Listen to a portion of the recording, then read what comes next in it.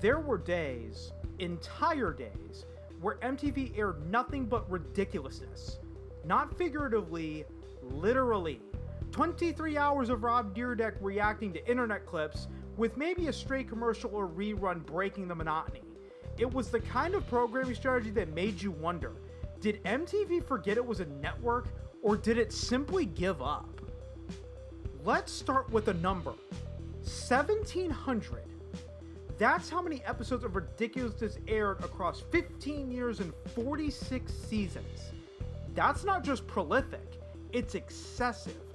And when you realize that Rob Dyrdek was reportedly making $32 million a year hosting it, it starts to make sense why MTV leaned so hard into the show. But here's the problem. When one show becomes the entire identity of a network, you're not building a brand, you're building a dependency. This wasn't just a long-running hit, it was a monoculture. And monocultures, especially in entertainment, are dangerous. Because when the audience gets tired, and they always do, the network has nothing left to fall back on. Let's rewind the tape. MTV wasn't always like this. In fact, it was once the most rebellious, innovative, and culturally dominant network on television.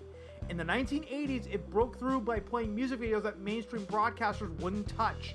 It gave a platform to artists who were too edgy, too weird, or too political for traditional radio.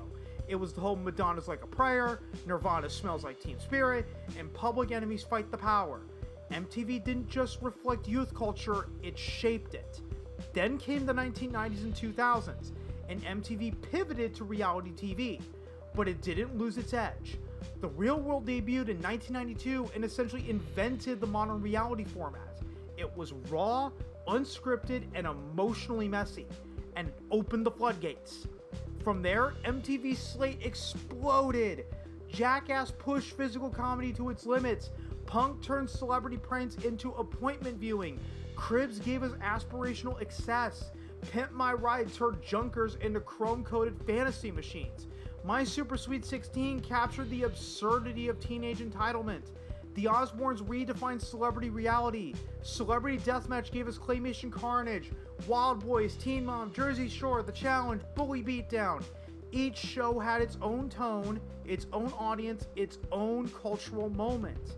And then there was Wild 'N Out, MTV's version of Whose Line Is It Anyway, but with rap battles, punchlines, and a rotating cast of hip-hop talent. Hosted by Nick Cannon, the show blended improv comedy with freestyle roasting, turning every episode into a lyrical showdown. It started on MTV, moved to MTV2, then came back to MTV for a little bit, and eventually landed on VH1. That migration alone tells you how fluid MTV's brand used to be, how it could experiment, shift, and adapt.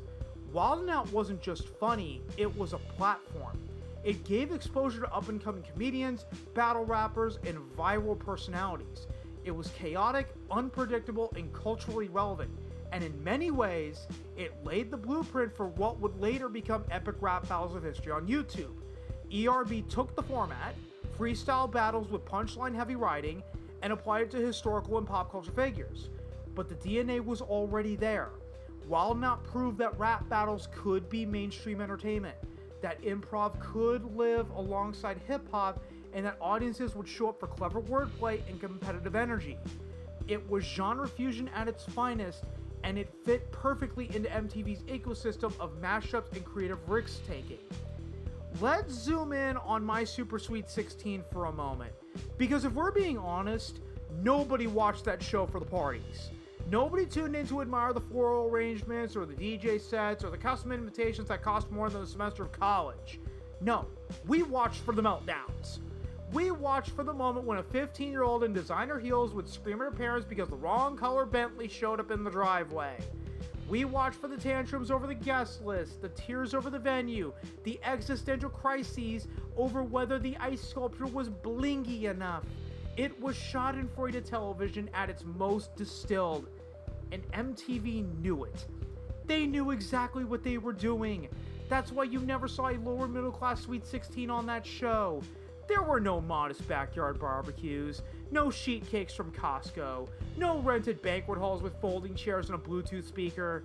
My Super Sweet 16 was a curated fantasy of excess designed to showcase the most out-of-touch, overindulged, emotionally volatile teens money could ever fucking buy. And it worked, because it wasn't aspirational, it was absurd. It was a parade of privilege so over the top it looped back around to comedy. These weren't just parties, they were cautionary tales. And the stars of the show weren't heroes, they were villains. Lovable, ridiculous, tantrum-prone villains. And I'll be real with you. Every time reruns of My Super Sweet 16 popped up on Pluto TV, I watched them. Not because I care about the dresses or the venues or the celebrity cameos. I watched them to laugh. I watched them see a teenager lose her mind because her $10,000 invitation boxes didn't arrive on time. I watched them see a kid cry because her mom got her the Lexus too early. That's not a typo. She was mad because the car came before the party. That's the kind of logic you only get when you've never heard the word no once in your life. In a way, My Super Sweet 16 was the reality TV version of a Roman Coliseum. The audience came to watch the spectacle, to see the rich and pampered flail under the weight of their own expectations. It was a show about parties, sure, but it was really a show about entitlement, about how money doesn't buy maturity.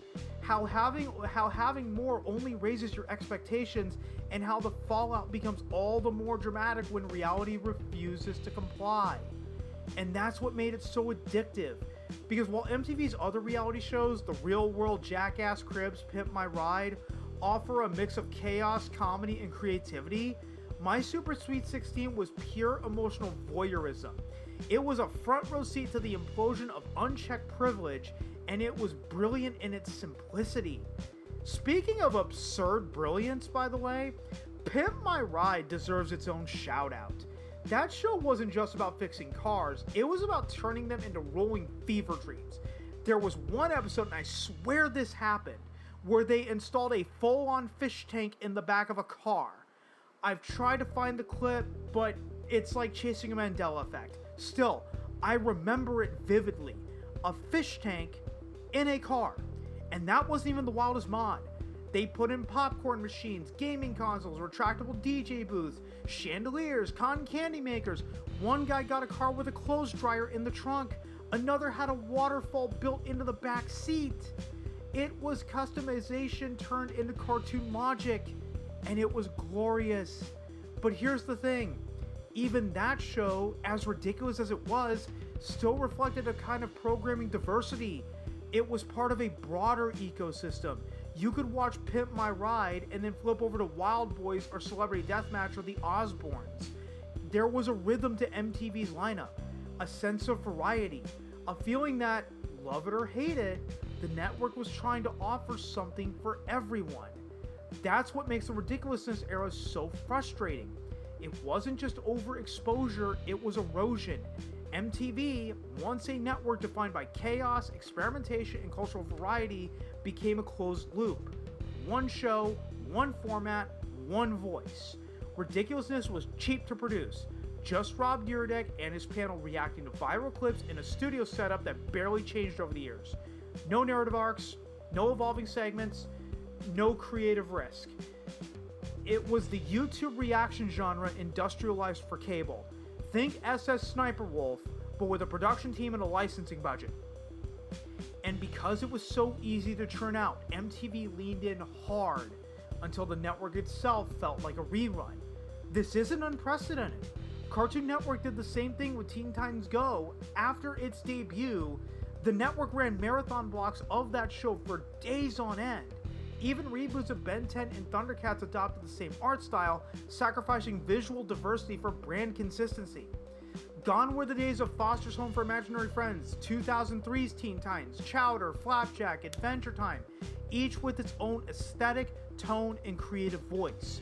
Cartoon Network became the Teen Titans Go channel, and unless you loved that show, you probably tuned out. Even if you did love Teen Titans Go, there is such a thing as too much of a good thing.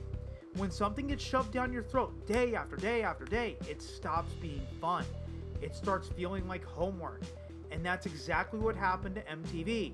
Ridiculousness wasn't just a show, it was a symptom. a sign that the network had stopped trying to surprise us. It was no longer about discovery or experimentation, it was about filling airtime with the lowest cost, highest yield content possible. Let's talk comparisons. America's Funniest Home Videos, AFV for short, has been on the air since 1989, producing only 817 episodes. For context, while Ridiculousness dominates MTV's schedule, AFV airs on ABC in the United States, but only on Friday nights. Tosh Point oh on Comedy Central had a similar format, viral clips, snarky commentary. But Daniel Tosh showed restraint, 304 episodes across 12 seasons. And while I'm not a fan of Tosh's mean-spirited tone, at least he offered web redemption segments that tried to restore the dignity of internet stars like Afro Ninja, Rebecca Black, or Miss Teen South Carolina. There was a narrative arc, a sense of closure, a wink to the audience that said, we know this is ridiculous, but let's give them a shot at redemption. Ridiculousness never bothered. It was pure reaction, no reflection, no redemption, just endless clips and canned laughter. Meanwhile, America's Funniest Home Videos, which has been on the air since 1989 with only 817 episodes, ran a contest that rewarded viewers. First place now gets $20,000, up from $5,000 in the 2000s when I used to watch it. There are also second and third place prizes. Ridiculousness never did that. It was truly the laziest clip show you could make. And yet, Rob Dyrdek made $32 million a year hosting it. That's not a typo. That's not a rounding error. That's the kind of payday you get when your show becomes the entire network. When your face is the only one viewers see between commercial breaks. When your format is so cheap and so endlessly repeatable that it becomes the default setting for an entire channel. And we only know this because his production company, Super Jacket Productions, is now facing bankruptcy, and the financial disclosures pulled back the curtain on just how much MTV was funneling into this one show. It's a staggering figure, but it makes sense in context. If Ridiculousness was airing 20 plus hours a day, then Rob Dyrdek wasn't just a host, he was MTV's brand ambassador. Its programming slate, its entire identity. And that's the danger, because when a network becomes synonymous with one show, it's not building a legacy, it's building a house of cards. This move to cancel Ridiculousness comes in the wake of the Skydance merger, and it's Skydance that's now tasked with giving MTV a facelift. And honestly, good on them, because if there's any hope of restoring MTV to its former glory, it starts with breaking the loop. Not necessarily by going back to the days of wall-to-wall music videos, that ship sailed decades ago, but by reviving the spirit of what MTV was in the 90s and 2000s, a chaotic, unpredictable, genre-hopping cultural force. Think about it. Even if, ow! Sorry, I hit my mic. Even if you didn't love every show, you could still appreciate the variety. Jackass was physical mayhem, Cribs was aspirational excess, Pimp My Ride was cartoon logic applied to real vehicles. My Super Sweet 16 was emotional spectacle. The Osbournes was celebrity dysfunction. The Real World was raw social experiment. Celebrity Deathmatch was claymation carnage. Wild Boys was animal chaos. Punk'd was prank warfare. Jersey Shore was fist-pumping absurdity. Teen Mom was sobering reality. Bully Beatdown was vigilante justice. The Challenge was competitive drama. And Ridiculousness, it was just clips. That's not to say clip shows can't be entertaining. They can. But when they become the only thing a network offers, they stop being entertainment and start being noise. Background filler. Something you leave on while scrolling your phone, and that's not what MTV was built for. MTV was built to provoke, to challenge, to surprise. It was built to be the place where you discover something weird, something loud, something unforgettable. It was the network that gave us Beavis and Butthead, Garia, TRL, Yo MTV Raps, Unplugged, Making the Band, Diary, True Life. It was the network that made stars out of VJs, that turned music videos into cultural events, that made reality TV feel raw and immediate. And now, with Ridiculousness finally going off the air, there's a chance, just a chance, that MTV can find its voice again. Not by chasing nostalgia, but by embracing the chaos that made it great, by curating a slate that feels unpredictable, by giving creators room to experiment, by remembering that audiences don't just want content, they want variety. They want surprise. They want something that feels alive. Because if there's one thing we've learned from the Ridiculousness era, it's this. Repetition is easy, but it's also forgettable. And MTV, for all its flaws, was never meant to be forgettable.